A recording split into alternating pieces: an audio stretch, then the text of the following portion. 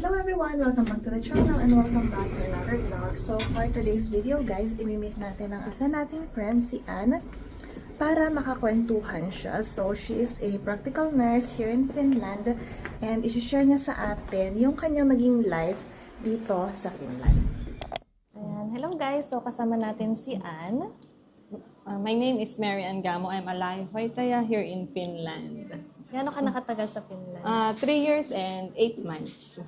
Bale, galing akong Abu Dhabi, so nag-work ako sa Abu Dhabi ng 6 years. So Ang tagal din pala, no? Matagal ako doon. Nag-work ako sa BMW before. Tapos umuwi ako ng Pinas nung nag-pandemic. Tapos ayun nga, nung nasa Pinas na ako, nagpahinga lang muna ako hanggang sa nag-start na malaman ko yung about dito sa Finland. So, nung habang nasa Pinas ako, doon ako nag-start mag-aral ng language. So, okay naman, masaya. Kasi syempre nakasama ko na yung pamilya ko. Kahit sabi mo 1 year lang, naging masaya naman yung buhay ko sa Pinas noon, bago ako pumunta dito. So 1 year ka lang sa Pinas before mag-Finland ulit?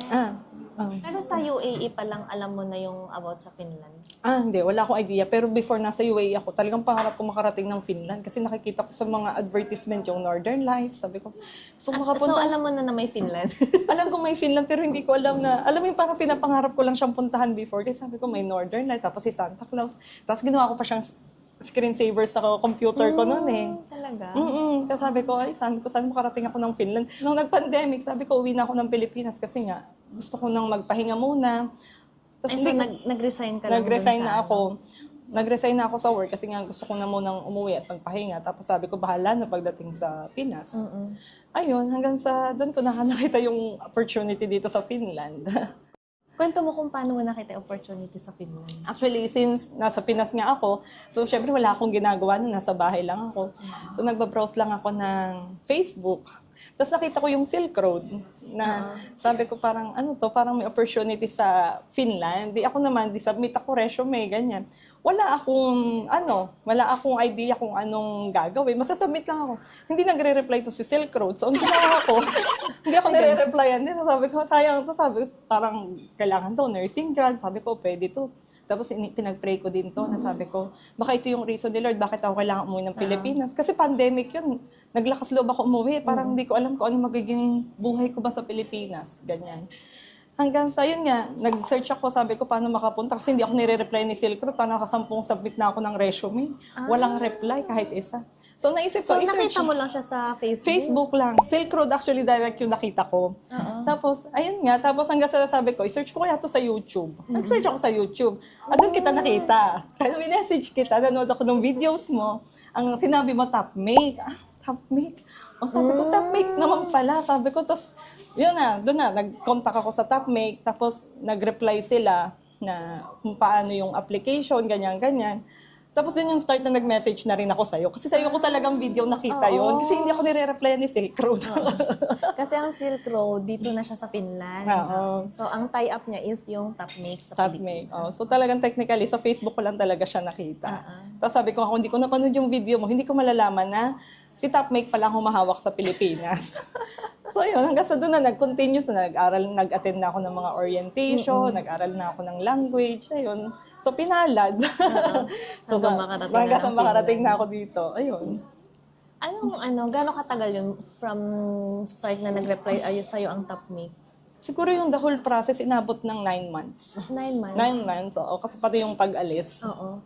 6 months din yung language training? 6 months, tapos yung exam. 6 months. Tapos 9 months kasi yung papers pa, inasikaso, lahat. Pero mabilis lang din talaga, no? So, parang hindi ko naramdaman yung nagbakasyon ako. Kasi parang nag-aaral din ako doon. Yung tipong sabi ko, kasi madugo din ng language training. Oo, sobra. Kung di mo seryoso, hindi ka rin makakapunta dito. Pero okay lang kasi pagdating mo talaga dito, doon mo ma-realize na, ay, kailangan pala talaga siya sa work. Parang ganun siya ka-importante. Nung una sabi ko, parang matututunan din yung pag andun na. Pero hindi pala. Pagpasok, pag ano pa lang dito, kailangan marunong ka na talaga. Although yo-yo lang kami nung una. Puro yo. Yo. So, pag-usapan naman natin yung life mo dito sa Finland. Nung pagdating mo sa Finland, ano yung pinaka na-amaze ka na bagay? Pagdating ko dito, sobrang na-amaze ako sa unang-una yun nga, napakalinis, tapos yung nature. Oo, no? Kasi dumating kami dito September, so during that time, ang gaganda ng mga dahon. Tapos first time ko makakita ng yung maple leaves na ang ganda-ganda, parang sobrang pa-picture, ganyan. Ang ganda, sobrang ganda ng mga nung paligid. Sobrang colorful. Doon talaga ako sobrang na-amaze. Kaya talagang naggala kami agad. Ang ganda ng ng dating niyo. Autumn talaga. Autumn, Kaya talaga nandun yung peak season na talagang makikita mo yung ganda ng Finland. Dumating kami September 27, 26 or 27, ganun. Medyo malamig na. Yun, isa pa din yun. Pagdating ko dito, na-amaze ako ng lamig. Kasi di ba sa Abu Dhabi ka, Abu di ba? Dhabi, Abu Dhabi ang sobrang init. init. Tapos ang suot ko pang jacket nun, hindi pa pang winter, na talagang normal na jacket lang. Hindi naman ako prepared. Nagano'n siya kalamig. Malamig pala talaga. Oo. Tsaka yun parang sobra siyang kabaliktaran nung nakasanayan mo. Oo, diba? kasi Sa Dubai, opposite. ang init, disyerto. Nagfo 40 degrees, tapos pagdating dito, biglang lamig, ganyan. Kaya tarang ako hindi ko in-anticipate na sobrang lamig. Kaya wala rin ako dalang winter jacket noon. Madami ka bang naging expectation sa Finland? Expectation siguro pagdating sa sahod, syempre naka-euro.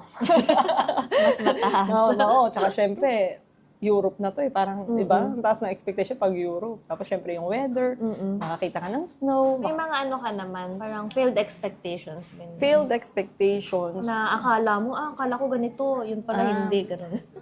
Yun. Meron talaga. Unang-una na yung snow. Siyempre, first time ko makakita ng snow dito. Siyempre, excited na excited. Isa yan sa na-excite ako noon. Sabi ko, first time makakita ko ng snow. Yung unang patak ng snow sa Finland, talagang picture-picture. Ngayon, parang hindi pala siya ganun ka-okay.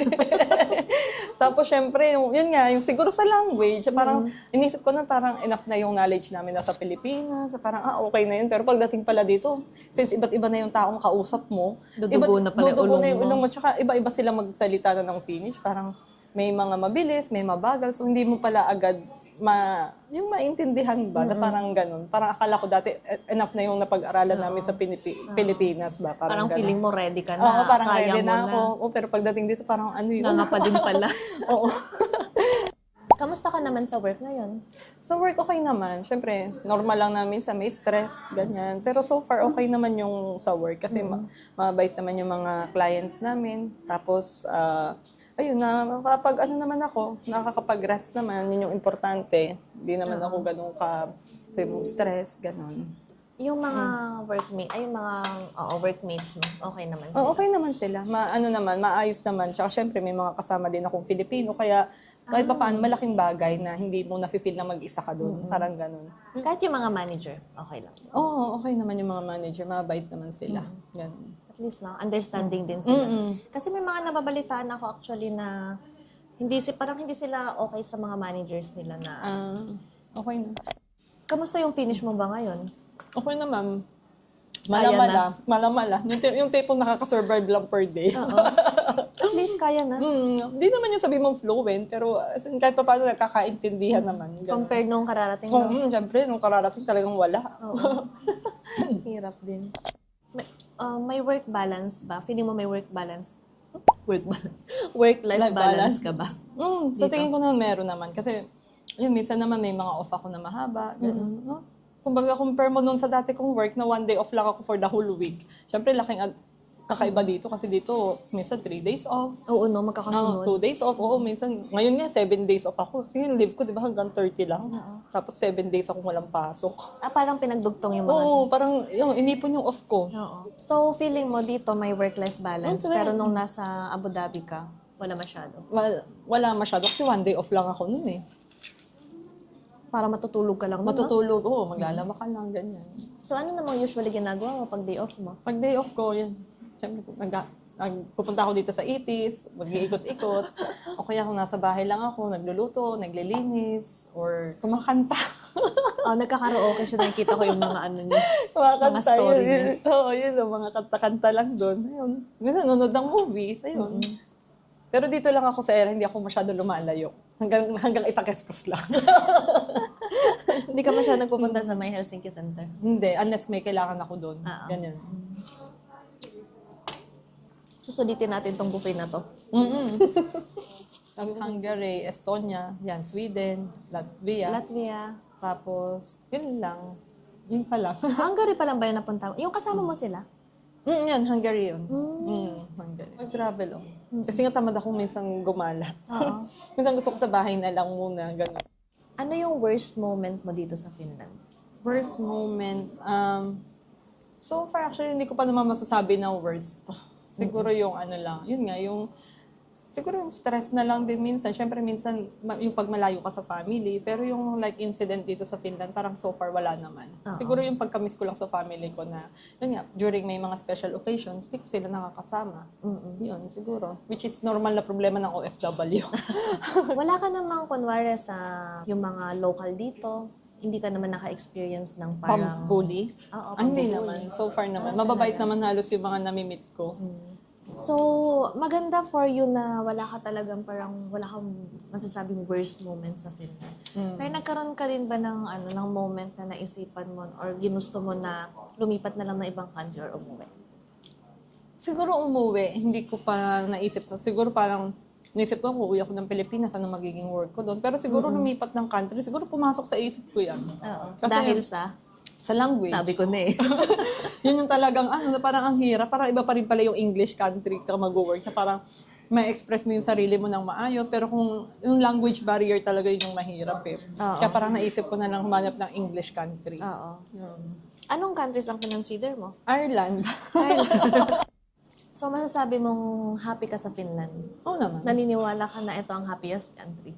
Oo naman. Siguro lalo kung andito yung pamilya mo. Oo, true. Happiest country. Alam mo yung hindi ka matatakot na mababastos ka dito, ganun. Iba talaga yung pakiramdam. Lalo na kung matry mo pumunta sa ibang bansa na parang hindi mo alam, may mga sumusunod sa'yo. Yung nakakatakot ba? Dito parang hindi namin naranasan yun. Oo. Sabi ko, nung nag-grade kami, ganyan eh. Oo, may sumunod sa amin. Ano yung happiest moment mo sa Finland?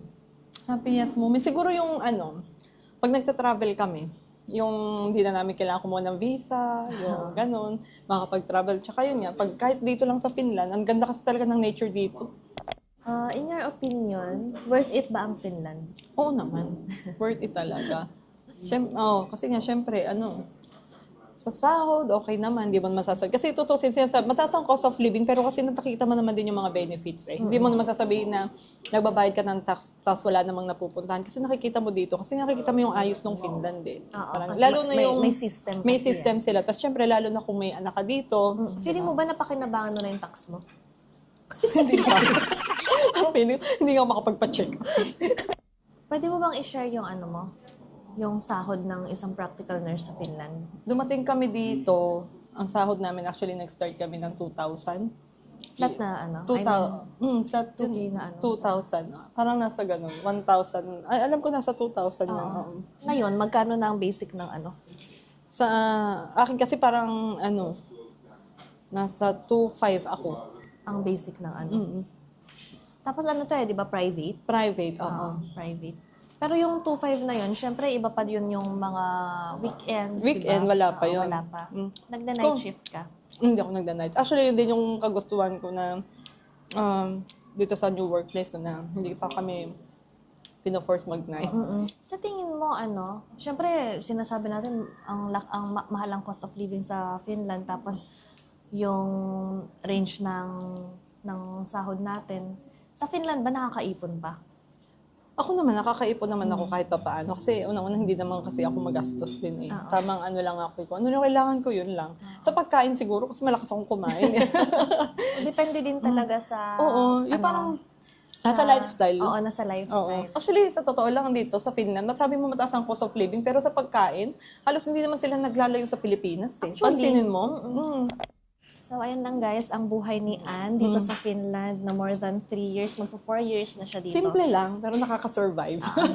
Ayun ang maganda talaga. Simple lang, pero nakaka-survive. Oo. Ayan. So, shout out natin yung mga friends natin dyan. Sila Taji, Lian, Mitch. Michelle. Sila yung nakilala ko din through Anne. Sila yung mga unang kasama kong dumating dito sa Finland. Kami yung magkaka-roommate.